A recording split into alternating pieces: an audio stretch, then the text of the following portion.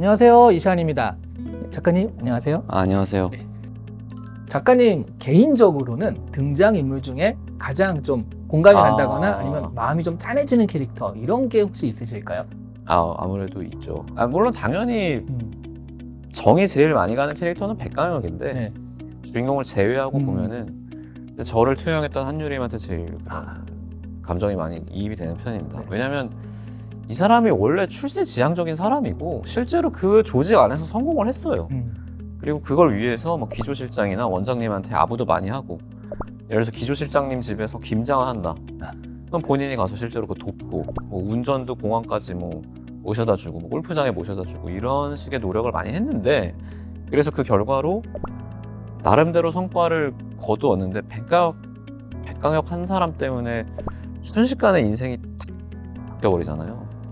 그래서 이런 걸 보면은 인생이 확실히 마음대로 안 된다라는 걸 보여주는 의미이기도 하고, 또 그 본인이 계획한 게 있는데 또 백강하게 하는 일이 옳아 보이기도 하고 하니까 이제 여기에 갈팡질팡하는 그런 것들도 꽤 현실적이라고 느껴져서 저는 한유림한테 정이 좀 많이 가는 편입니다. 본인을 투영했다라고 하더니 정말 굉장히 좀 네. 애지중지하는 캐릭터. 그래서인지 그 넷플릭스 드라마 보신 분들도 그 사람을 한블리라고 예. 그런 별명이 있다고 하더라고요. 한블리라고 부르기도 하고 뭐 뿌띠유림이라고 부르기도 하고. 뿌띠유림. 네. 그렇죠. 양재원 선생은 칭찬에 굉장히 인색한 백강혁한테 이것만은 칭찬을 처음에 받거든요. 환자들한테 이야기를 전달하고 설득하는 것만큼은 쟨 타고났다 이렇게 칭찬을 받거든요. 이 양재원 선생의 능력은 어디서 오는 걸까요? 그러니까 저도 병원 생활을 하다 보면은, 그러니까 제 동기 중에서도 기본적으로 다른 일을 막 잘하는 것 같지는 않아요. 근데 환자를 대할 때 좀 유독 빛나는 사람들이 있거든요. 그러니까 실력의 문제가 아니고 어차피 실력은 전문의 따는 과정에서 만들어지는 거니까. 그런데 처음부터 환자 대하는 걸 잘하는 사람들이 있어요. 그래서 그런 사람들은 어떤 사람인가 보면은 기본적으로 일단 착합니다. 사람이 착하고, 그리고 근데 착하기만 하고 좀 눈치가 없으면 답답한 의사가 되기 쉽상인데 눈치가 동시에 빨라요. 그럼 이런 사람들은 환자가 지금 어떤 감정이구나, 그리고 이 사람이 지금 듣고 싶은 말은 이런 거구나 라는 거를 빨리빨리 캐치를 하니까, 내가 지금 해야 되는 말이 A인데 환자가 듣고 싶은 말은 B예요. 그러면 바로 A를 전달해버리면, 예를 들어서 나쁜 소식을 전달해버리면 환자가 좀 하면서 이제 딱 무너질 수가 있는데, 그럴 때 B의 뉘앙스를 좀 띄워주고 그러면서도 A를 전달을 해주면 환자분들이 어찌됐건 이런 의사의 말을 더 잘 따라오게 되고, 그렇게 되면은 나중에 치료 결과도 더 좋은 경우가 많거든요. 그래서 저는 좀 사람들을 관찰하고, 그리고 이제 눈치도 좀 살필 줄 알고, 이런 사람들이 결국에는 설득도 잘하고 이런 능력을 갖추게 된다고 생각을 합니다.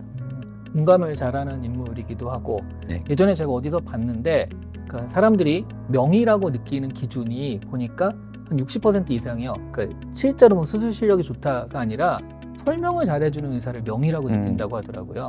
말씀하신 것과 좀 통해 있는 그때 부분이겠죠? 그 설명도 무작정 자세하거나 네. 무작정 의학적인 설명이 아니고, 네.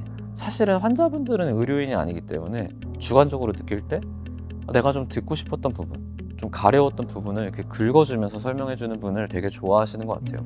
사실 수술 어떻게 하는지는 같이 들어가는 저희는 알지 환자분이 알기는 어렵거든요.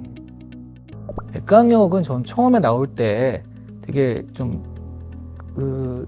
환영인가? 환영으로 쫙 네. 보이잖아요. 거기에 늦고 뭐 수술한다고 늦었지만 어쨌든 이런 걸 보면 진짜 사회성 제로다. 그 미드의 하우스 못지않은 그런 그쵸, 인물이다. 처음엔 그렇게 봤는데 나중에 보니까 굉장히 정치적 술수에도 능하고, 그러니까 약간 쇼맨십도 있고 필요하면 얼마든지 연기도 하는 그런 사람이잖아요. 그리고 나중에 보니까 뭐 제자도 길러내고 결과적으로는 중증 외상센터라는 시스템도 만들어내고, 이렇게 보면 누구보다 조직 친화적인 인물로 보이기도 하거든요. 그 원작자로서 판단하시기에 백강혁은 조직에 적합한 인물일까요? 아닐까요? 이 사람은 되게 목적 지향적인 사람이죠. 그러니까 정말로 목적이 이끄는 삶의 사람인데, 실제로 처음에 그 환영에 늦은 것도 사실은 계산을 한 겁니다. 이렇게 해서 나의 존재감을 부각시키고, 이렇게 해서 모든 사람이 나한테 좋든 안 좋든 주목하게 만들면 내가 앞으로 무슨 일을 하건 병원에서 화제가 되고 이 사람들이 나한테 신경을 쓰게 될 거다 라는 계산하에 그런 짓을 벌인 사람인데요. 근데 저는 백강혁을 왜냐면 우리나라에서 중증해상센터 정상화한다는 게 사실 불가능한 일인데 이거를 하려면은 굉장히 정치적인 사람이어야 된다고 생각을 했어요. 그래서 좀 정치적인 장치들을 백강혁한테 많이 몰아준 편이고, 그래서 그런 식의 일도 벌인 거고, 그래서 그 불가능해 보이는 목적도 어쨌든 소설 내에서는 이루게 되는데, 실제로도 우리가 속한 집단이 어떤 당면한 과제를 반드시 수행해야 되는 집단이다 라고 하면은 사실 백강혁 같은 사람이 없죠. 이 사람은 거기에 설정을 했을 때 이 목표만 바라보고 달려갈 수 있는 사람이거든요. 근데 이제 그 과정에서 희생되는 사람도 있을 거고, 희생되는 조직도 있을 거고, 반목하게 되는 집단도 있겠죠.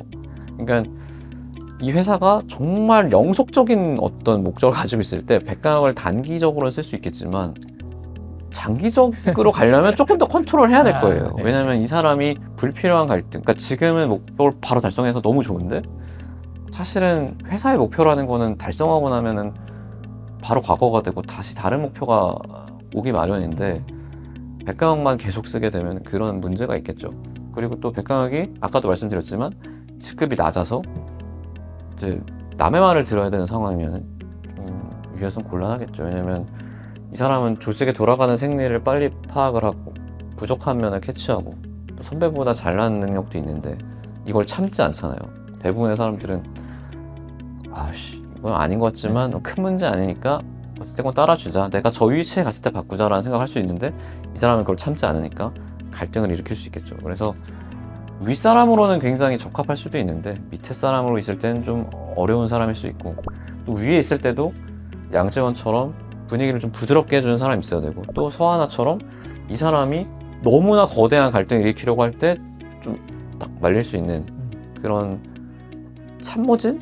이런 사람들이 반드시 필요한 사람이라고 생각합니다. 저는 계산을 왜냐면 한 거죠. 양재원 선생이 이게 그 성장형 캐릭터잖아요. 백강혁은 완성형 캐릭터고, 그러면 사실 뭐 DC 코믹스나 이런 걸 봐도 슈퍼맨이 나오면 다 끝나버리거든요. 그렇죠, 그렇죠. 그 슈퍼맨이 그냥 죽어 있다가 안 나오다가 갑자기 나타나는 거 하지 않으면 너무 그 능력 차이가 많이 나니까. 그래서 백강혁이 나오면 저는 스토리가 긴장감이 좀 없어지는 것도 있어요. 다 해결될 건데 뭐. 그래서 사실 이 스토리의 주인공은 양재원 선생이 아닐까 하는 생각도 좀 했거든요. 그리고 대중들도 성장하는 인물을 보고 자기를 대입을 하는데, 양재원 선생이 완전 좀 어리바리 그렇게 했다가 학문 수술도 잘 못하는 그런, 처음에 그런 묘사가 됐다가 나중에는 그 외상센터의 그 두 번째 그 주인이 그쵸. 되는 거잖아요. 그러면서 끝나니까 이거는 양재원 선생의 성장 스토리인가 이런 생각도 했었거든요. 양재원의 성장 서사가 메인 주제 중에 하나긴 합니다. 네. 이제 주인공은 명실공히 백강혁이고, 사실은 양재원의 성장 또한 백강혁의 목표 안에 들어가 있는 거죠. 왜냐하면 중증외상센터라는 곳에 자리를 잡으려면은 한 명 잘난 사람이 있어야 되는 게 아니고 팀이 필요하고, 또 이게 이루어지려면 이제 이어달리기처럼 바톤을 받아서 갈 사람이 필요한데, 그걸로 이제 양재원을 설정을 한 거죠.